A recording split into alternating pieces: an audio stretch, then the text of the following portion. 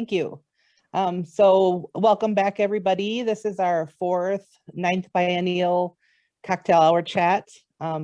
So the South Dakota Governor's Biennial Art Exhibition, it's the 9th biennial. This is a show, a traveling show that travels across the state of South Dakota. It's a 2-year show where it's organized and moves from one institution to another, a juried exhibition. So that exhibition now is open at the South Dakota Art Museum and is open through June 13th. After it closes here, it'll move to the Washington Pavilion and then to the John A. Day Gallery at the University of South Dakota, and then out to the Doll Art Center in Rapid City. This is a juried biennial exhibition, so any artists living and working in the state of South Dakota can submit to have works in the show. And this year we have 66 artists, and 30 of those artists have agreed to play along with us in our virtual programming, which is basically an alternative to what we usually have for the exhibition, which is an opening reception. So we're hearing from 3 or 4 artists every week across 8 weeks. And like I said, this is our 4th one, so we're about halfway through now. And the other programs will last through June 8th on Tuesdays, with one program the week before that's on Thursday, June 3rd instead of June 1st. So thanks for tuning in or checking this out online later. The format's pretty simple. We're hearing from a few artists, so they have around 15 minutes or so to share some thoughts with us about their work, so we can get to know them a little bit better. They can get to know each other a little bit better. And then we save questions for the end, so if people can chime in and ask questions at any time through the chat box. And then we'll save those towards the end and shoot them out to the artists after we've all finished sharing. So thanks for tuning in. I want to thank the artists again for being here with us. This week we've got 3 artists with us, Altman Studeny, Quintin Owens, and Michael Baum. And with each group of the artists who volunteered to come and play with us in this way, I looked for some sort of common thread across their works to group them together. And I think these 3 artists are very interesting because they're the most conceptual pieces, I think, that we have in the show, especially in regards to landscapes. So landscape is kind of a common theme. The land is important to a lot of artists' work in the state. And these 3 artists really take it completely out of one realm and into a conceptual realm.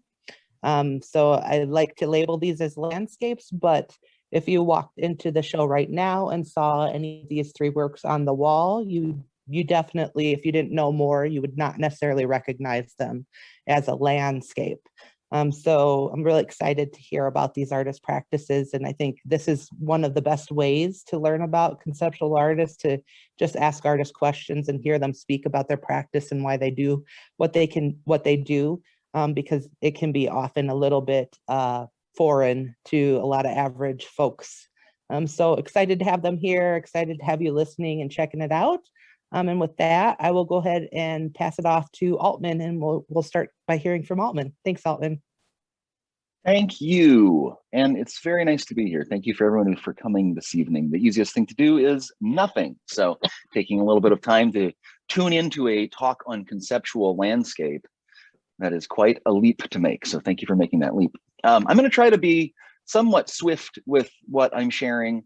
I know Michael and Quintin fairly well. We've talked a lot about these topics, so it's good that Jodi put us together in this way. I think that we've had conversations about the role of land and the gap between land and art, the difficulty of trying to encapsulate something so big as nature in an artwork.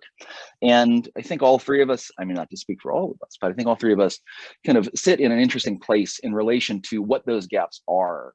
That's kind of like where interesting questions get asked about the way that we interact and think about the land that's around us. So I'm going to start by sharing my screen here. So this should count down to me for a couple of seconds here. And there we go. Are you seeing my screen, everyone? I'll imagine that the answer is yes. Okay. Yes, we're good. So this is a message I received a few years ago when I was a lot more active on social media.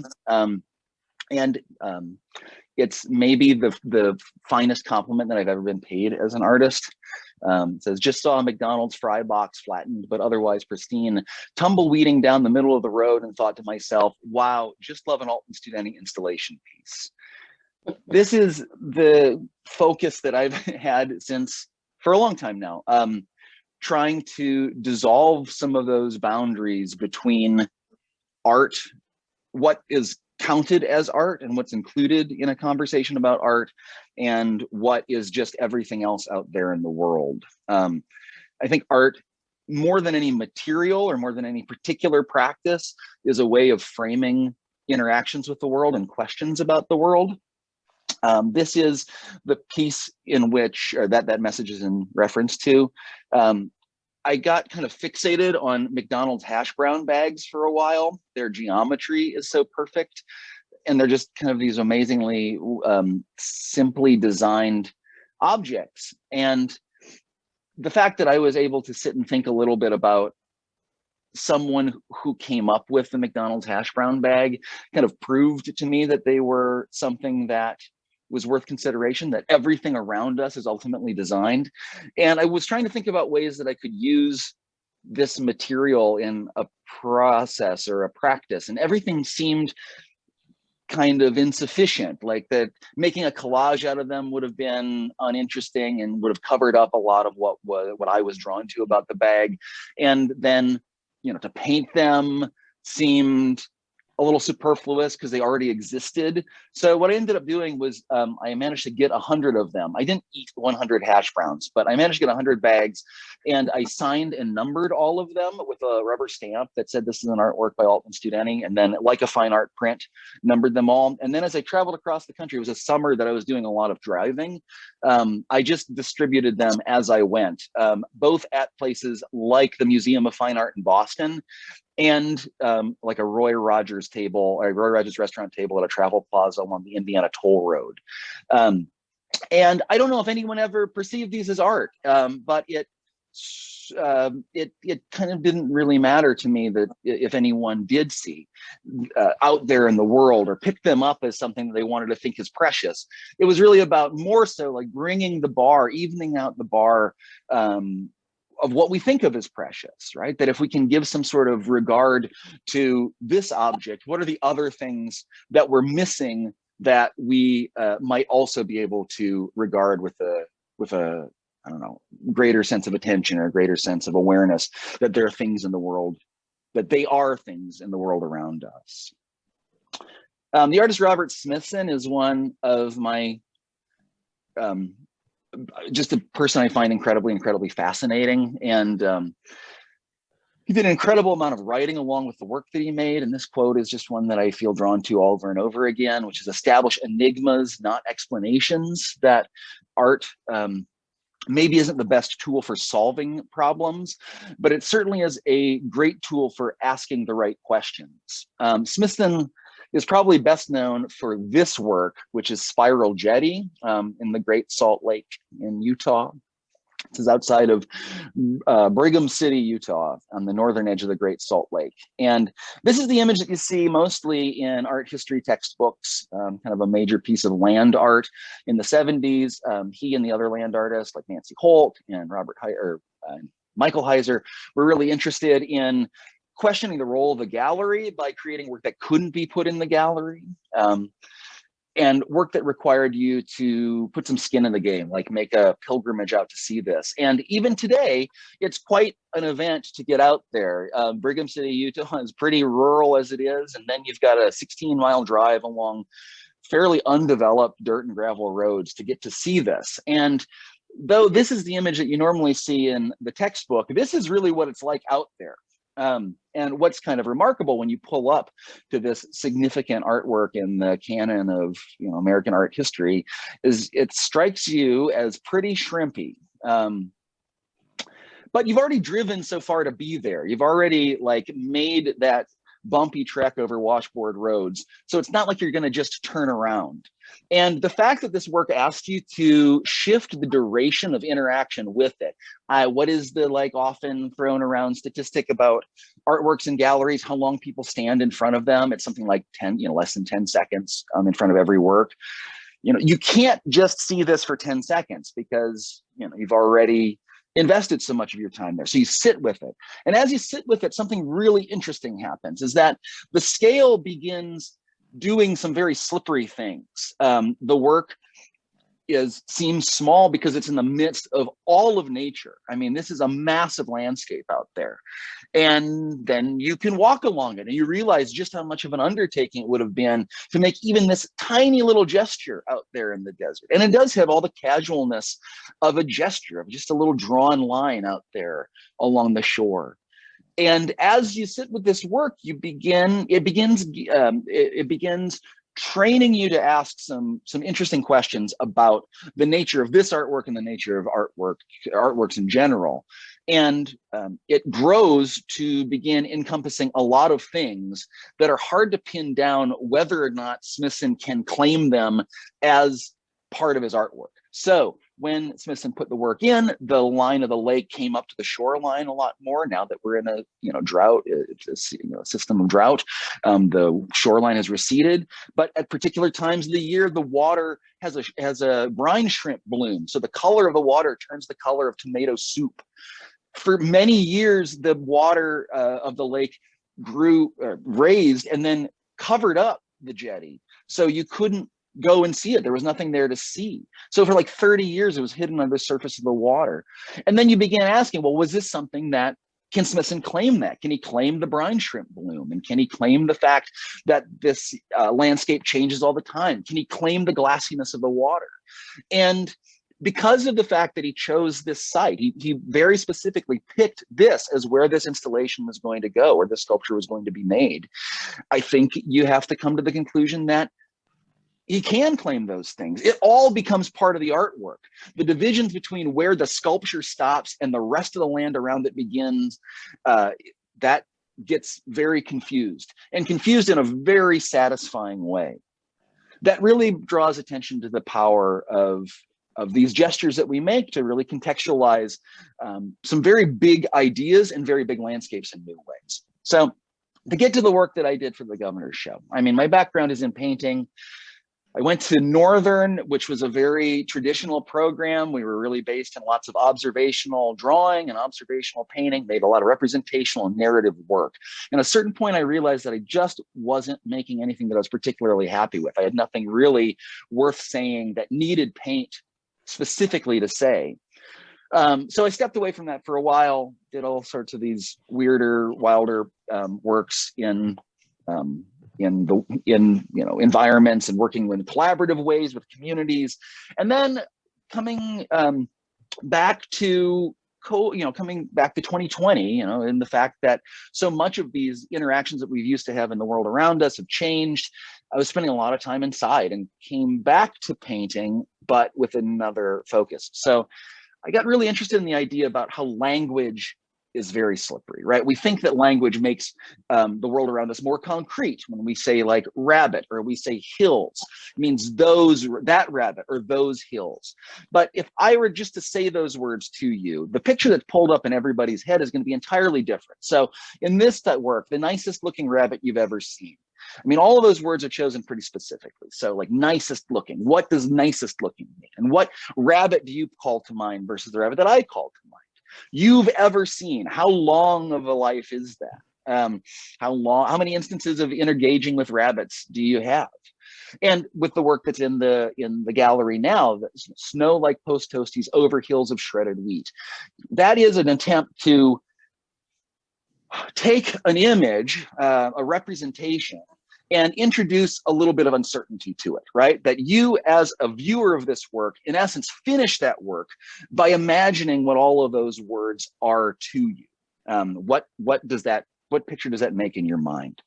So there's collaboration involved, and then always back to this idea of introducing a little bit of uncertainty into into the art that we're looking at, right? If I had just painted that image, if I had painted, snow for what I thought snow like post toasties over hills of shredded wheat would look like, well, it looks like one thing.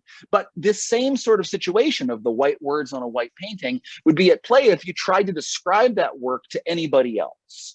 So if you went home and said, well, I saw this painting in the gallery and it's, got these kind of rolling landscape, well, they're going to start putting those words together to a picture in their brain. And the artwork that exists that we think is this concrete thing out there in the world actually ends up being very, very modifiable depending on how we interact with it.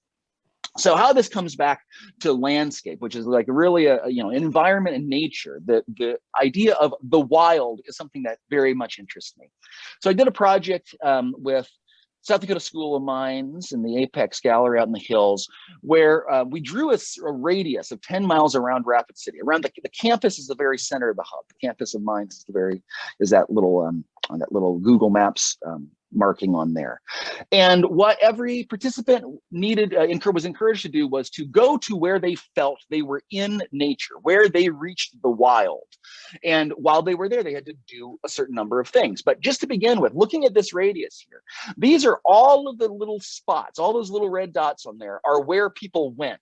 And that's where they felt they were in the wild. So if you look at some of these map points out here, these pins out here, they go very nearly to the edge of the radius, way deep into Black Hills National Forest. And then some of these pins are in downtown Rapid City. So something about those environments, that concrete idea of the wild, where are we when we go to see nature, that is very modifiable, very changeable depending on the person and their experiences. So one of these locations, here we go. This was what the student had to collect. When they got to this spot where they felt they were in the wild, they had to photograph that scene in a way that made it seem as natural as possible. And when they got there, they had to collect a rock. Now, at the end of the show, every participant marked down the coordinates, the latitude and longitude of that site. And at the end of the show, they exchanged their rock along with the little slip of paper that had those coordinates on it. And then the next participant, who was not that same person, had to go back to that site, return the rock, and then photograph what it really looked like. And this site here is this site here.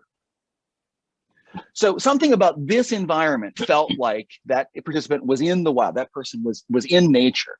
And, there's 30 of these throughout the hills, these locations that, the idea of where we find nature, what we seek when we're out there looking for some remove from the city, that really there's much more of a nuanced relationship between what the wild is and what civilization is than we really think. Now, where the rock comes in, and this is the last thing that I'll end on before passing it over, and we can all talk about this later on too in the question and answer section, is that the rock really doesn't care whether it's in the wild or whether it's in civilization, right? Like that's the hub around which all of this spins. That, in every stone out there, that is deep geologic time. I mean, there's a very profound history of the earth itself in every one of those stones, and that stone isn't aware of the difference between wild and isn't aware of the difference between a mall parking lot and the top of Mount Whitney. So again, as we go on and as Quintin and Michael talk about their work as well, I think we're going to have some interesting things to talk about in relation to just how fluid these definitions that we use to characterize one place or another and our interactions in those places really are. So I will stop sharing my screen now. Thanks, everybody. Thank you, Altman. I just wanted to say quick too that that the piece that ended up in the biennial, all three pieces he submitted were so similar. And I love that one that was selected. And I do think that the jurors that was just the top scoring one. But it's such an iconic scene, snow like post toasties over big hills of shredded wheat. I think anybody in South Dakota through a winter has seen that, and you can't, even so much so that you can't identify one moment. It's this mental map overlapping all these instances of seeing that same kind of image. It's so so relatable. Just those words are so relatable in referring to, a winter landscape in South Dakota. So it was really cool. Thank you, Jodi. And I really appreciate you too saying that it's how memory works is in layers. Right. It's very hard if we were to try to pin down one particular moment. I mean, that's what an artwork does. That's what a representational piece does, is that it shows us this snapshot in time in relation to photography. But, really our associations with those things are incredibly multi-layered and nuanced, and it would be very hard to pin down just one moment. Right. Yeah. Those words really bring it all together in your mind, and you can't pin it down. So very Jodi. cool way to show that image. I liked it a lot. So, all right. Thank you so much. And with that, we will pass it over to Michael, who has a very different kind of interaction with the land and how the expressions of the earth itself show up in his artworks. Awesome, thank you, and thank you everyone for joining us tonight. And it's really wonderful to be here and have these conversations. And I feel really privileged to be able to contribute to this discussion, but also just the climate of arts in South Dakota. I think it's something that has really obviously shaped my life, and had a big impact in what I do as an individual and certainly as an artist. And what I want to share with you tonight, I'll share my screen here, and I wanted to talk a little bit about things that influence my practice, and certainly my interactions with the landscape, my interactions with space have contributed to my studio practice in a variety of ways. And those interactions are often very specific. And this sort of title image here, this is a fairly old photograph. I will admit I was in my mid-20s when this photo was taken, but it was an experience that at the time I didn't realize would really shape my studio practice and what I would do many years later as an artist. And I'm in the shadow of the Grand Teton here on a fairly large ledge called the Wall Street Ledge, which is a sidewalk-like ledge that eventually ends at a precipitous that's about a 3,000-foot drop to the surf below. And you have to step down across that ledge in that gap onto another sort of ledge to gain what's called the upper part of the Exum Ridge, the Golden Staircase. And this was a climb that I did fairly early on in my climbing career. You can see the middle Teton in the background. But it was these types of interactions and other interactions also that really contributed to what I would do as an artist. And I selected these two pictures because I'm surprisingly find myself back in this space of the Cascades, and I'm currently joining from Vashon Island off the west coast of Seattle, a short ferry ride from Seattle. And so I was thinking about what I wanted to share, for this presentation on the drive out here. And it made me think of some trips that I had done, again, about 6-7 years ago in the Cascades, and also this one even a little bit later. But again, it was these spaces that really kind of shaped what I would do as an artist and how I would really want to present these experiences, in print forms. And I'll eventually get to some of my work here in a few moments. And again, I selected these images because I was kind of reminiscing about some of these trips in the Cascades. And many of them were focused on different types of mountaineering objectives, different excursions onto various peaks and glaciers in the Cascades. And this is Snowfield Peak off to the left. You can see, on the right-hand side, you can see Snowfield Peak is this sort of prominent, triangular shaped peak in the upper left-hand corner. And this is a col that we bivvied on for 2 nights while doing this trip. And this is looking sort of straight south over the Cascades. And then the other photograph on the left is of Paul Bunyan's stump. And this is the other vantage point looking to the north and into Canada from that same col. And part of the reason I selected these images is because obviously you see people in that space, and a lot of my ideas and the way that I've thought about my studio work is in relation to sort of our interactions. So, you know, I like having these figures in the space so you can physically kind of think about scale and how we might relate to, you know, these locations. And, you know, I could share more of these, but I really wanted to take some time and also, you know, talk more specifically about some of the work that I produced from these types of experiences. And this is a short publication that I produced. I made the enclosure as well as this accordion style book. This is comprised of images that were taken on an 80-mile, 7-day trek through the Wind River Range in Wyoming. Portions of this were along the Continental Divide Trail. And so I was really interested in this idea of a walked line, and it's entitled Along the High Line, which portions of this trek followed the High Line Trail, and then other parts of it followed the Continental Divide Trail.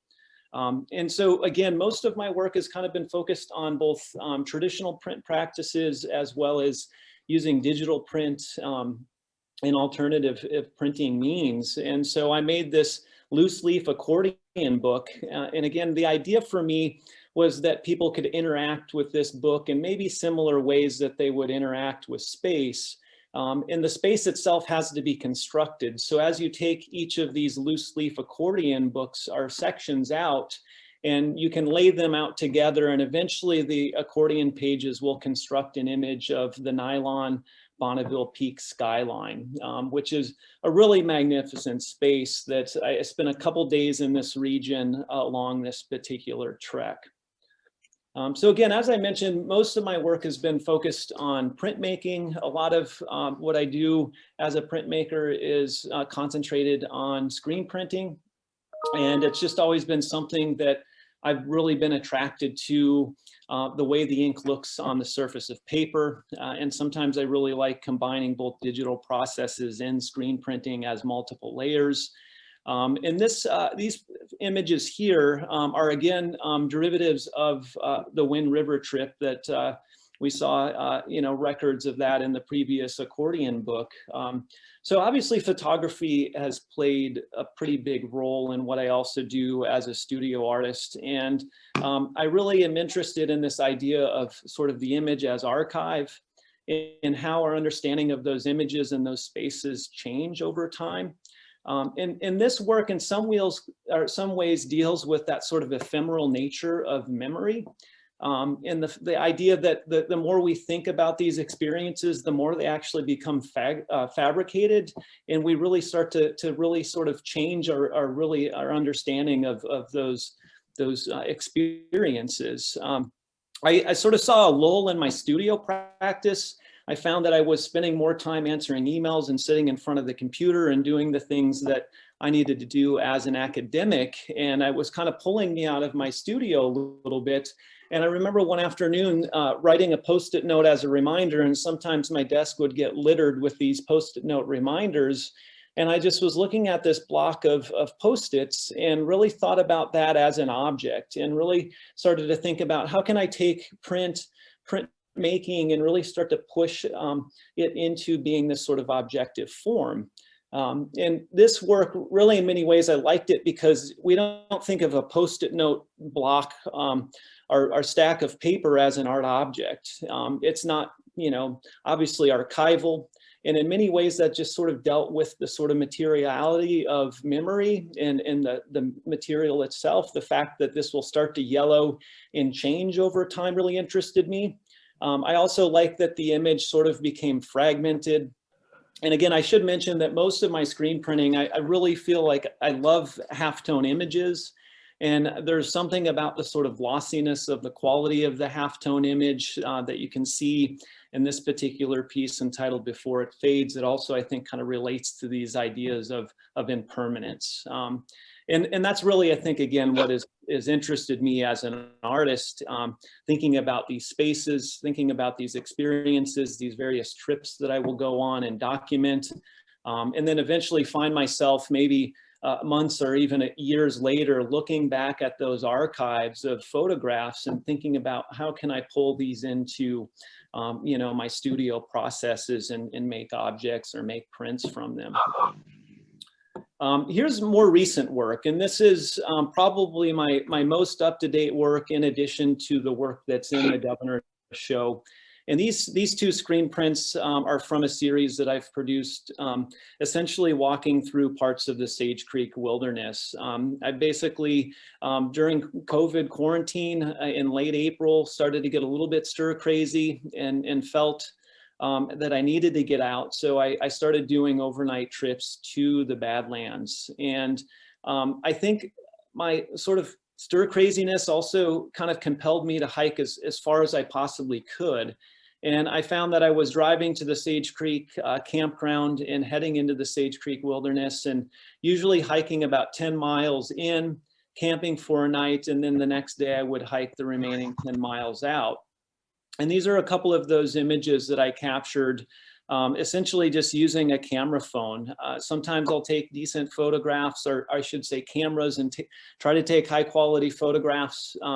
But I found that I like the ease of just using, you know, whatever mobile device that I have with me that I often am using also as a GPS. So again, these images kind of deal with space and my exploration of the Sage Creek wilderness and the Badlands. And then I also like the fact that there's some kind of glossiness to these images as we kind of start looking at the formations. We start seeing the various shadows depending on the time of day. It really sort of alters that space and our understanding of that space. And I will say that I had a lot of intention when I was documenting this space, knowing that I wanted to do something with print and something specifically with screen print in the space. And that's not always the case. Some of my trips, I will say there is intent with how I might, you know, execute that trip, what I might be looking for, what I might be trying to capture. And then sometimes I really don't have an agenda, so to speak. But again, this is a most recent collection that kind of documents the Badlands. And I really wanted to address kind of this arbitrary color. And I think your understanding of the space when you're out there for, you know, 24 hours or a couple of days, however long it might be, as you start to see light change, whether it's early in the morning, in the evening, mid-afternoon, you know, these colors and your perception of that space really changes a lot. And so I was really interested in sort of embellishing that and maybe pushing that a little bit more to make them these almost unrealistic spaces and these kind of fictional landscapes, if you will. And here, of course, is the piece that is in the Governor's show. This is entitled Between the Lines. And this also came as sort of a derivative from those trips into the Badlands also. And I probably did, I think, about 3 trips overall throughout the spring and into the fall season, kind of leading up to producing this print, you know, a few weeks before the Governor's call had ended. I have a tendency whenever I submit to the Governor's show, I always feel like I want to do something relatively new. I think it pushes me as an artist to kind of, again, you know, challenge myself in the studio and to get essentially stay in touch, stay in tune with my studio practice. So this really became sort of an abstraction of those spaces. And I've had a lot of conversations with Altman and also both Quintin about this idea of like the landscape and how you experience it when you go into these places. And, you know, I think we often think about landscape in terms of this grandiose space. We think about, you know, the landscape from this high vista or vantage point. We often think about it as, you know, that landscape format and being this really significant view of the setting sun along the horizon line. And that certainly is something that captivates me and encourages me, you know, to go into these spaces. But I've been more and more interested in how I can maybe break these spaces up and fracture them, if you will. When you move through these spaces, and I think about some of my trips into remote parts of the mountains, whether it be the Cascades or even the Wind Rivers, you know, to get into these upper valleys, to get onto these ridge lines, you know, you're really seeing this very fractured view of that space as you're laboring through, you know, those areas and through those spaces. And it's not always this sort of grandiose, you know, view.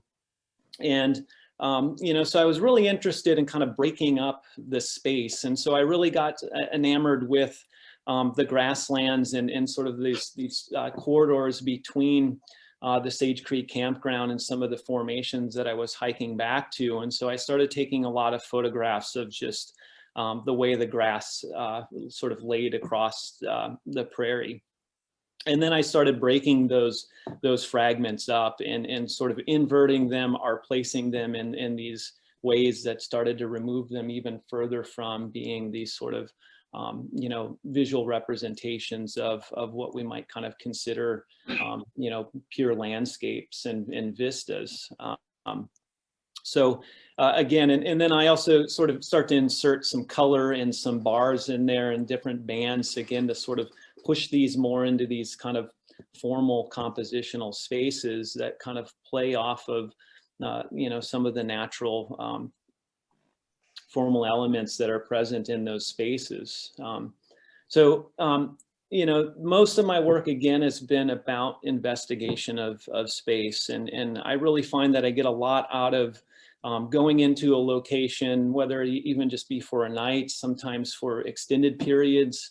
I always feel lucky when I can do an extended trip that might last for 4 or 5 or even 7 days. And it gives me a chance to really start to kind of change how I think and how I interact with those spaces. It takes a day or two sometimes just to kind of let go of you know, other things that are maybe on my mind and really just kind of immerse myself in that space. So ultimately, these are works that I've made, you know, up from the last 2 years or so. And these have been sort of curated selections. There have been a lot of other print works and a lot of other works that have focused on similar concepts and similar ideas. And I'm currently in the process of working on a large scale project. And this is kind of where I wanted to end my conversation for the evening. And part of the reason that I'm in Seattle and on Vashon Island right now is I'm connecting with an old Park Service climbing ranger buddy that we are taking a trip to Juneau, Alaska next week. Actually, we fly out next Wednesday, and then we have chartered a helicopter to fly us into the Juneau ice field, where we are planning to stay for 2 weeks and ski tour some of the various glaciers that make up the ice field itself. And so this is a project that I've been entitled, or that I've titled Geographic Reach, and that I've been working on and planning for about 1.5 years now. And I will say I feel extremely fortunate that I was able to receive some grant funds from our university to help you know, cover the costs of travel for this particular trip. And, you know, I've been psychologically, I think, thinking about this for a long time now, and kind of physically and mentally preparing, you know, for the last few months. And, you know, so I'm really kind of curious to see how this space will kind of shape my understanding of my studio practice and what type of work will possibly come out of it. So again, my intention is to be there for 14 days, and that window could change depending on, you know, accessibility. So, you know, it might be shorter, it might be longer, and essentially we're going to fly onto the ice field with about 3 weeks of food and fuel, and ski tour as much as we possibly can. But weather is certainly a factor in this fairly remote region. The line that you're seeing across this map, the green dot, basically pinpoints where Juneau is. Obviously, the little red waypoint indicates where our camp will be, and that's roughly 30 miles crow flies to the Taku Glacier, which is one of the 7 glaciers that comprise the ice field itself. And so our intention, again, is to tour various arms of these glaciers onto the Mathis Glacier, onto the northern part of the Taku, We want to try to basically tour out in all the 4 cardinal directions and document the space with photography.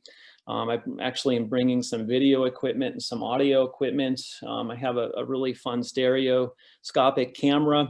And so again, it's this sort of process of going into the space, collecting information, building my archive, and then returning back to the studio and figuring out how to push it into some type of print format. And you know, right now I'm sort of in a thought process of staying along a similar trajectory, in the sense that I want to continue making some books possibly, and some larger print works, and even think more about how to push print into sort of this objective form.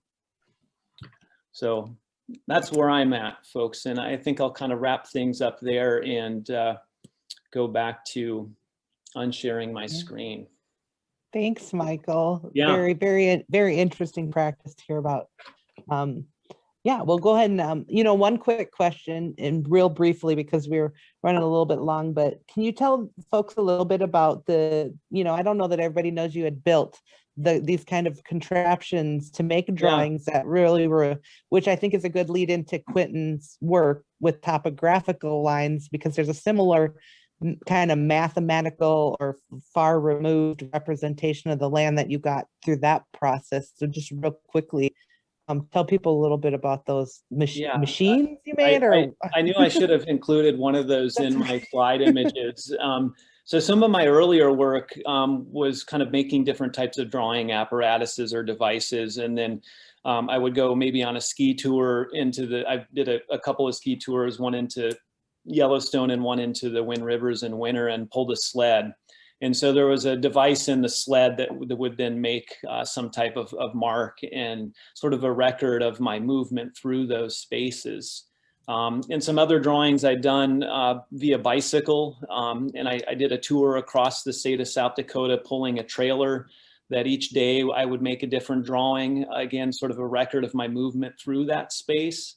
And I think, again, that's really where my studio practice kind of started, was thinking about my physical movement through the space as a means to make work. And it's kind of continued to evolve and focus more on photography as a tool and playing a role in that now. Yeah. Yeah, great. Thank you. Yep. Okay.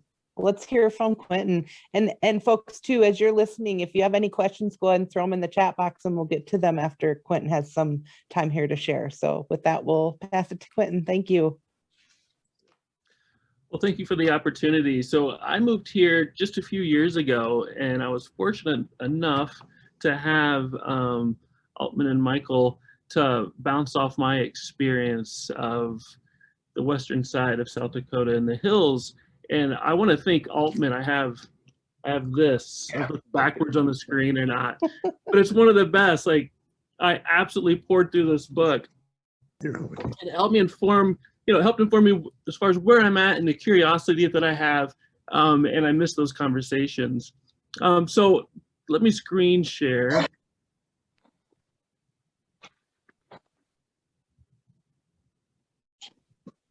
All right, can anybody see that? We're good. So this is the piece that's in the show.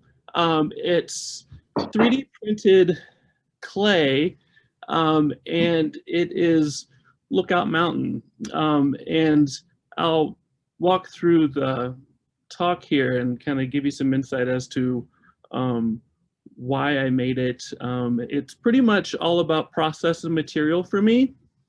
My background's in ceramics, and clay can be lots of things, right? So it's dirty, it's really old, it's a toilet, it can be a building's facade, and extremely precious.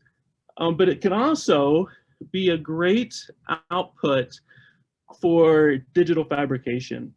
And that's where I'm at right now. And my work is exploring how to push clay through things like 3D printers or using CNC mills, and thinking about information. So I began just with a love of hands-on exploration, and I had my hands in clay, and that was the best. And there's no way that whenever I discovered ceramics, that I would have spent more than 5 minutes on the computer screen. But as soon as I discovered ways of pushing clay through these other machines, I became really fascinated in that idea. So what I do is spend a lot of time thinking about what I'd like to make and not having a lot of time to do it. So one great thing about teaching is that I get to kind of use my students as guinea pigs. And if I have an idea, you know, perhaps that becomes a project, or perhaps something that I made then becomes a project. So it goes back and forth. So what I have my students do is create objects on a 3D modeling program, and then we slip cast those objects. So to do that, we 3D print in plastic what they make. And then we create slip cast molds. So we're pouring plaster over the objects that they made. And those plaster molds dry out. And then we fill them up with casting slip, which is a liquid clay, and then we suck them back out using a shot bag. And then we have these objects, and all these objects began on a screen, right? And I really like this idea of turning something that was on a screen into a thing, you know, and kind of transforming that.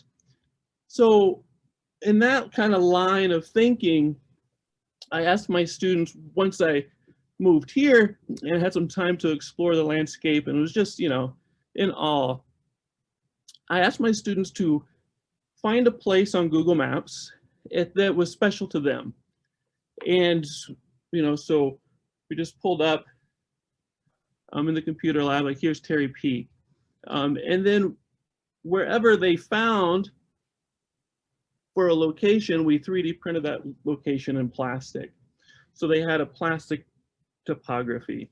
And then we poured plaster over that, made press molds, and then we, you know, well, we have the tiles, and I had them write a story about that.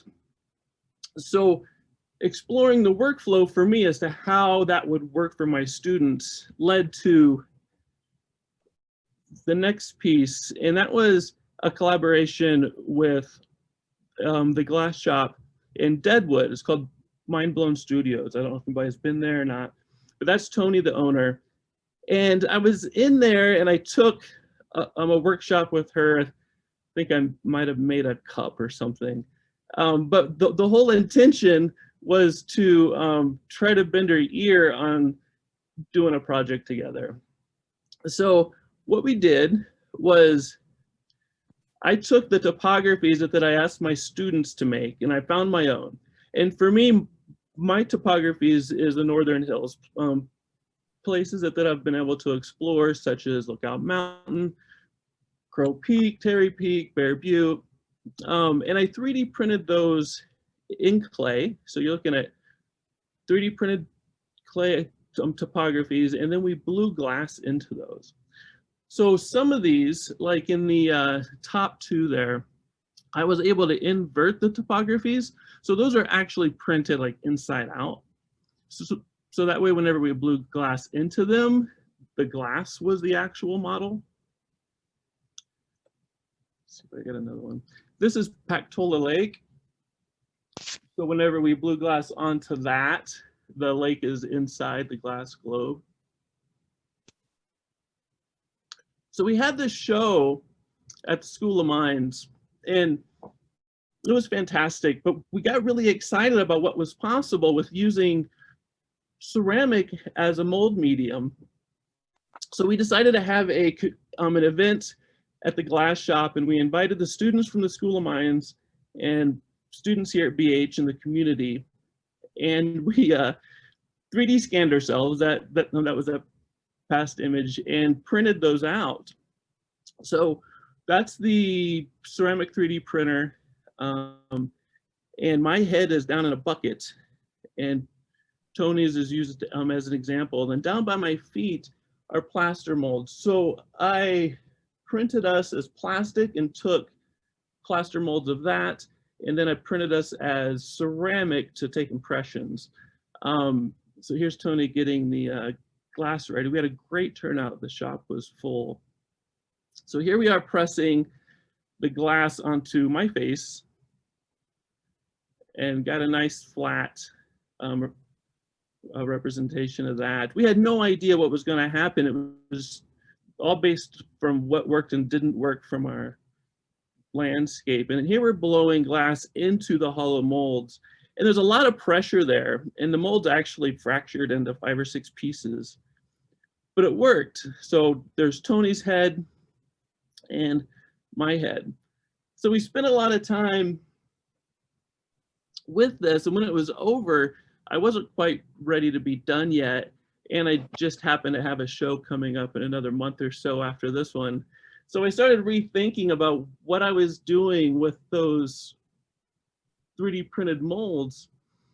And I found a way to find I found these satellite, they're grayscale satellite photographs, and they represent the elevation of the landscape. So anything that's black is the lowest part of the landscape, and anything that goes to white is the highest.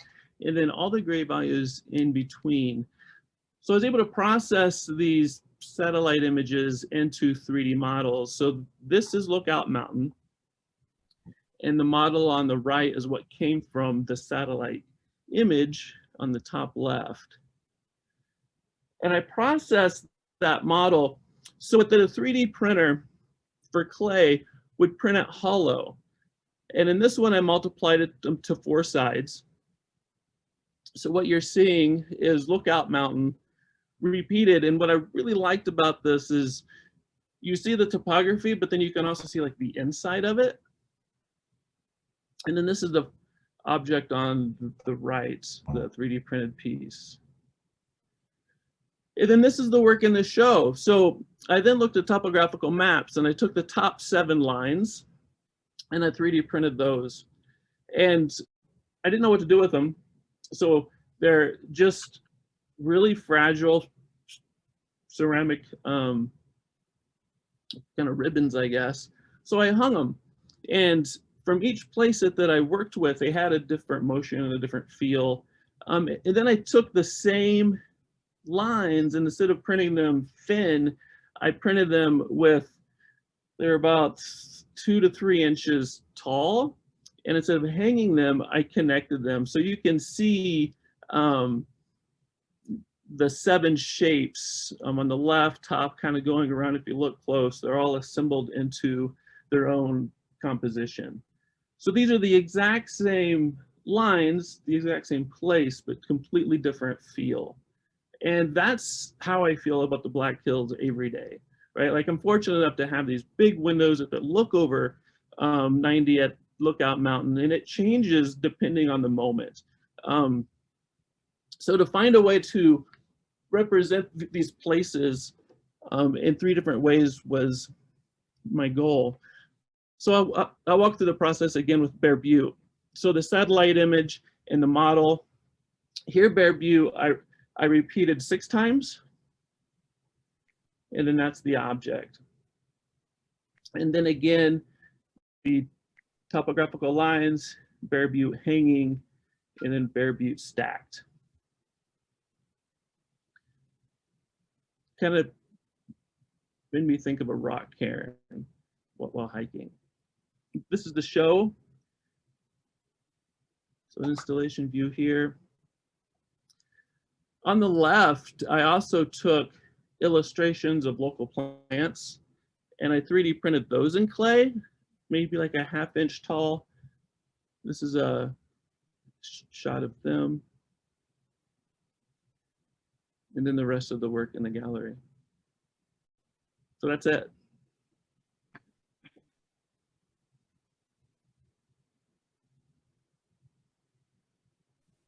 Thank you so much. Yeah, just another fascinating way to represent the land. I'm super excited by seeing this from all 3 of these artists. Yeah, so if anybody has any questions, go ahead and throw them in the chat.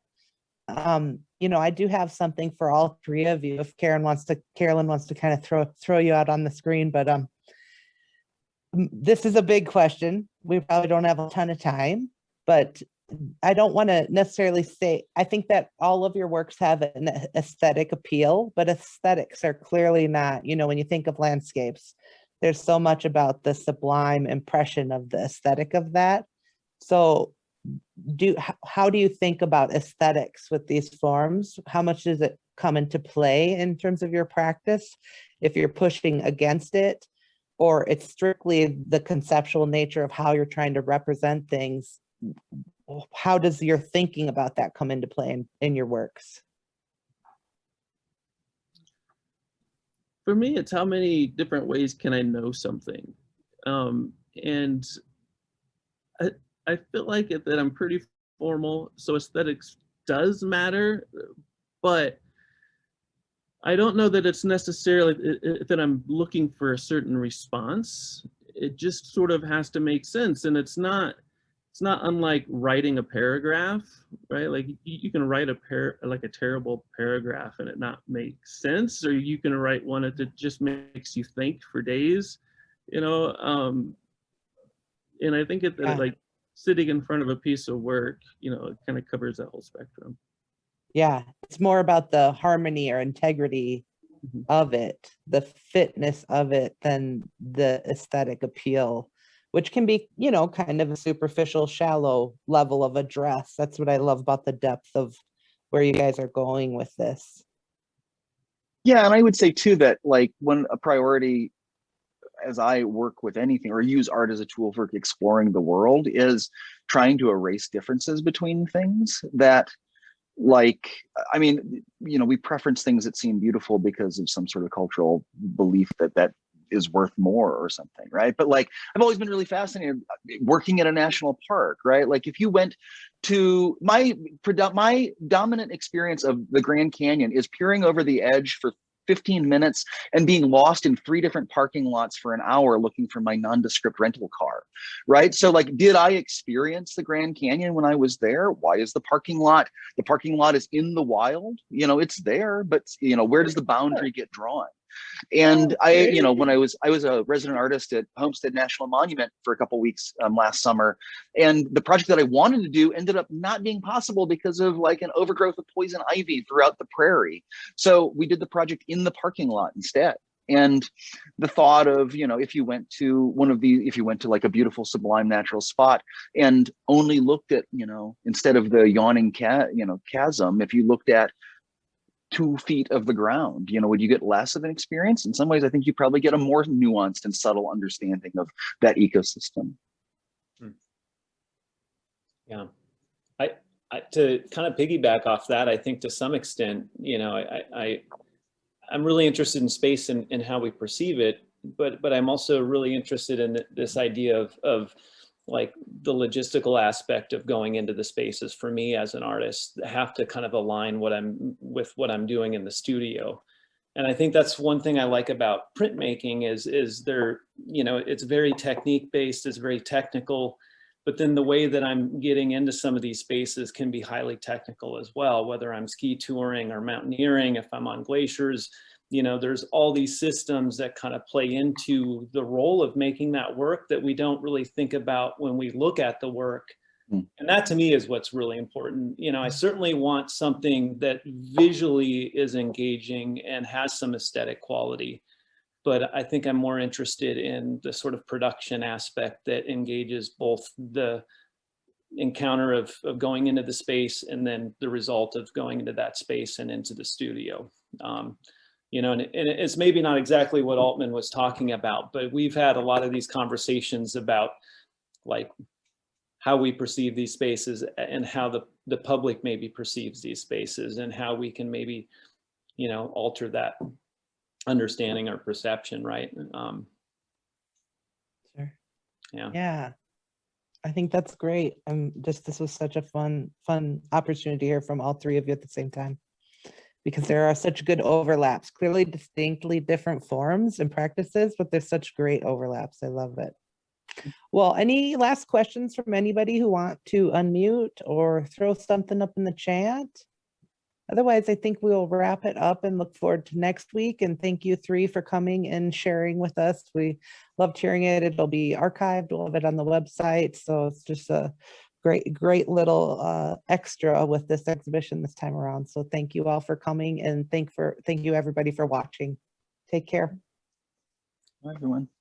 Bye, Michael. Bye, Quintin. I'm so glad we had those three together. They were so good to together. Understand, what they Yeah. do for us, And to hear, that's the hard thing about interpretation. There's like literally no way I can put up on a label on the wall something that's going to help people grasp where artists are going in their mind with processes like that, which are so fascinating. And when you listen to them talk about it, it's so down to earth, But when you see those pieces and those forms, I think so many people just don't know what to take out of it, Mhm. They were so good to have all three together. Yeah, that was super fun. Yeah. And what do we have next week? I guess I should look Next ahead. week are Liz Heron, Diana Beal, and Amanda Berger, which will be fun because that was those three, putting them together. Amanda was a student of Diana's, and of course one of our interns, and I just fit Liz in because they're all kind of three young contemporary women artists in the region. So it'll be great to hear from too. Yeah. Well, good. Well, Yeah.